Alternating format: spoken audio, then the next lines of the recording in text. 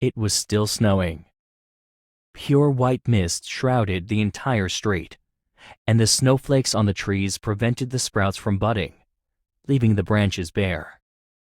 After walking for a bit, Gavin realized that these were ginkgo trees on either side of the road. If it had been late autumn, this road would have been covered in golden leaves. Thinking about this, Gavin's footsteps slowed, as his thoughts drifted to the lost ginkgo bracelet and the girl. Although he had only encountered her twice, he had been thinking about her a lot recently. At first, Gavin didn't believe in the existence of a precognition evol.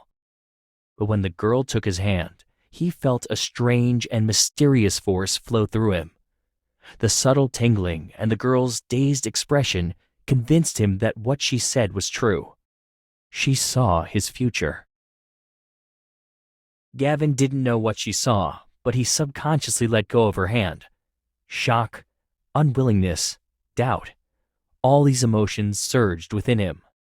In the end, only one thought remained. He couldn't let anyone else know she was an evolver. To NW or any other forces, the power of precognition was invaluable. Gavin understood clearly that if the girl's ability were to be discovered, she would be endlessly taken advantage of, and only a terrible fate would await her. He didn't have time to think about the reason for his concern regarding the future of the stranger, but somehow he had decided to conceal this fact. Just as ginkgo leaves turn yellow and naturally fall in autumn, his choice to save the girl and forfeit the opportunity to study her evol was also natural. The signal suddenly crackled, and the sound from the communicator interrupted his thoughts. Target located. I repeat, target located. Gavin looked away from the branches of the ginkgo tree, his gaze now sharp, as the thin snow on the ground crunched under his feet. Target has infiltrated Loveland High School. By the time Gavin arrived at Loveland High School, NW already had the school on lockdown. Curious citizens whispered throughout the school, and some even snapped photos with their phones. A few uniformed officers noticed, but had no time to stop them as they were busy pulling the barricade tape and talking on their comms. Bypassing the crowd, Gavin walked straight into the nearby school building and swept through the empty rooms. Has everyone been evacuated? A female team member nodded quickly as she flipped through some pages in a file. Almost. Because of the heavy snow, classes have been canceled for quite a while now. There were only a few people inside. Frowning slightly, Gavin took the file from her hand. Almost. The female team member appeared slightly flustered. She paused for a moment and then said, The 2nd Squadron just counted the people against the list and found one person missing.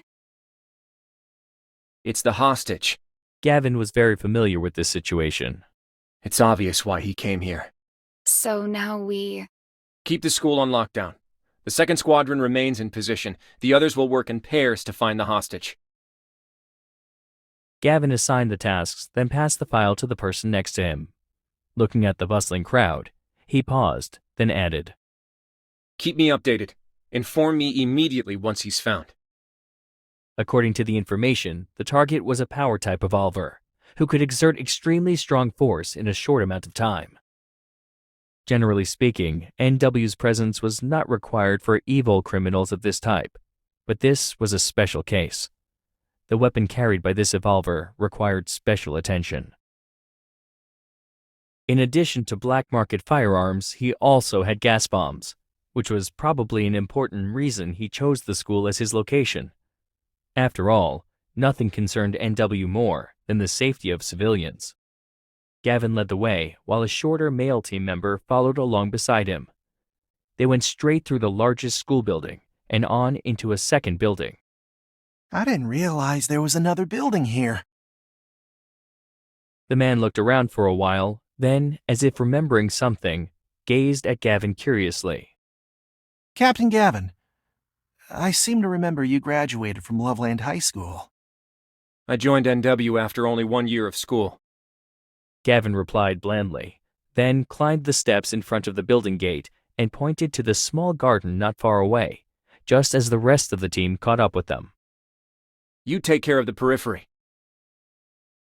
Because Gavin rarely talked about his past, the man wanted to ask a few more questions, but was immediately assigned a task. He sighed. Yes, sir.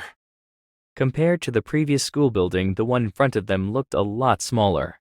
Through the windows, piles of sports equipment could be seen in some rooms, while others were neatly stacked with lab instruments or art tools. Gavin searched through to the top floor and found nothing unusual. As it continued to snow outside, the corridor window glass fogged up. Peering through it, he suddenly caught sight of a ginkgo tree. He had been seeing a lot of those recently. Gavin glanced at the tree, then turned around and continued his search. The structure of the building was quite simple. Except for the rooftop, there were a total of 5 floors, with 4 rooms on each floor. They were basically student activity rooms. The moment he stepped onto the 5th floor, Gavin keenly noticed something was amiss. In addition to the rumbling snow outside, he also heard the faint sound of cloth rubbing. He was not alone. As the snow slowly fell, Gavin looked at the music rehearsal hall at the end of the corridor on his left and found the wooden sliding door tightly closed.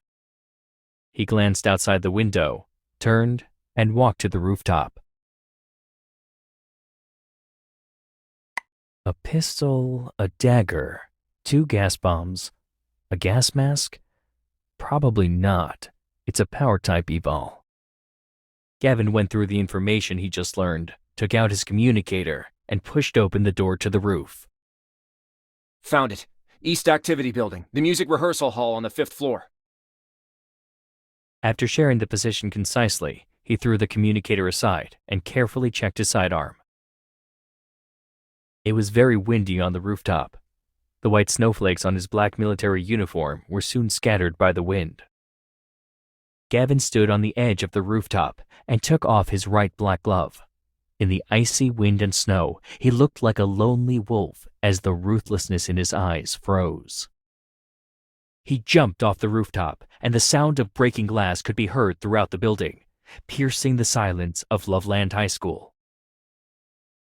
Gavin stepped firmly on the edge of the window frame, ignoring the shards of glass on the floor and the cuts on his cheeks.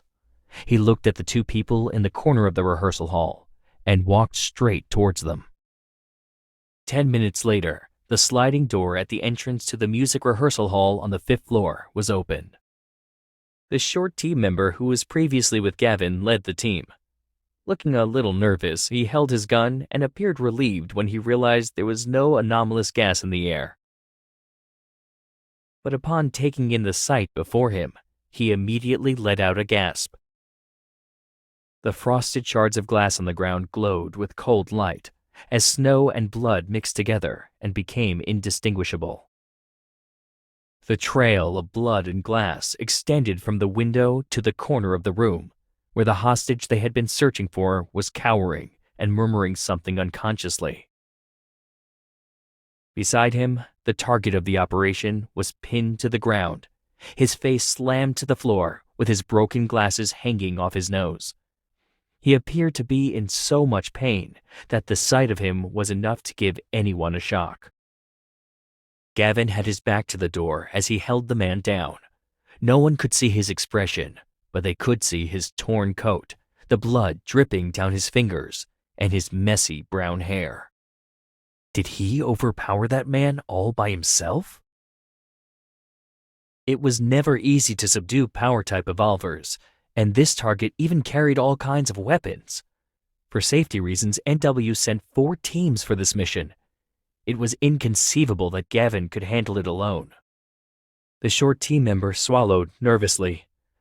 He never knew that his captain, the dangerous man whom he had been secretly requested to keep an eye on, was so powerful. He suddenly understood why the leaders had described Gavin as a weapon. How is he? Gavin asked, and everyone in the rehearsal hall looked back at the target. His wound had been simply dressed, and there was a small piece of gauze on his left cheek. A female team member was comforting the hostage and gave him a forced smile. He's not in the best shape. I think he needs... Before she could finish her sentence, the hostage suddenly trembled violently. He tightly grasped the blanket that had been placed around him in an attempt to hide himself. His eyes quivered and he appeared defensive. He was scrutinizing Gavin's movements as if he was seeing some abomination. The female team member nodded a little awkwardly at Gavin and quickly took the man away. As they passed by Gavin, she heard the man muttering, Monster. Gavin heard it too, but he just looked at the piano by the window calmly. The bloodstains on the pure white piano looked particularly out of place. Clean that up. Only then did the shocked crowd return to normal and quickly went about their tasks. After thinking it over for a while, the short team member came to Gavin's side and said, Captain Gavin, don't mind them. Gavin just nodded slightly without speaking. He really didn't take what the man said to heart. Or maybe he was already used to it. He had saved many people from different criminals. Some thanked him, while others were rendered speechless, paralyzed by fear. But in the end, after witnessing his power, most regarded all evolvers as monsters. Suddenly, a man rushed into the room in a flurry, the communicator in his hand still emitting a faint static sound. Captain Gavin, we just received a request for backup. Is it another fugitive? No, it's an anti-evolver riot. The air froze, and no one in the room spoke. Only the rustling of the falling snow outside the window could be heard, which sounded like a crowd of people arguing in a low voice. Gavin put on his gloves, picked up his coat, and left the room. Let's go. He hadn't felt such pain since he was a student at Loveland High School, when he was hit in the head by a power-type evolver. The pain was different this time. His head felt like it was about to explode, and the burning sensation was destroying the last shred of his consciousness. His eyesight was blurry, and when he eventually recognized what was in front of him, the sharp pain once again swallowed his consciousness. NW717 is out of control. Dangerous Category B. Taking actions to subdue and recall.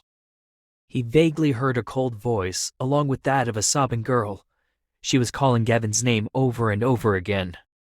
The girl's cries continued, even after he collapsed and was immediately surrounded by dark figures. Through the haze, he saw the girl desperately make her way through the crowd and shield him with her trembling open arms. Scenes flashed before Gavin's eyes as he came in and out of consciousness. He was a fish confined in a small pool of water with the sound of ticking instruments nearby. Suddenly, he became a bird. He was immediately shot down from the sky by a loud gunshot. Memories began flooding back. The freezing cold laboratory, blood loss, and the feeling of many pairs of terrified eyes trained directly on him. Then, he heard those words. We've been searching for the Black Swan Queen for a long time. It turns out she's right here. The Queen. He remembered seeing the name in the file. She is the target Black Swan has been searching for. So she is... The figure in front of him looked thin and delicate, creating a sharp contrast to her unwavering posture. To his recollection, this seemed to be the first time someone had ever shielded him in this way. It was always the opposite. Step aside. Kill anyone who interferes with the NW plan. The crowd grew louder and louder, but Gavin could not understand any of it. He saw nothing but the girl's figure, and that's all there was in the world. Suddenly, the barrel of a gun was pointed against her forehead, but she had already made up her mind. She raised her head defiantly and said, I'm the key factor in solving the snowfall incident. She stopped abruptly as Gavin reached out to her, his cold hand taking hold of her wrist. Her hand felt frozen, probably because it was so cold in the snowy mountains. At that moment, Gavin regretted ever allowing her to get involved. NW717 will obey the recall order. The girl's eyes were full of disbelief as Gavin forced those words through his lips. He pulled her close to him and reached into his pocket with his other hand, grasping the cold, hard bracelet within. He thought to himself, it was a good thing he kept it. He'll have to return it to her.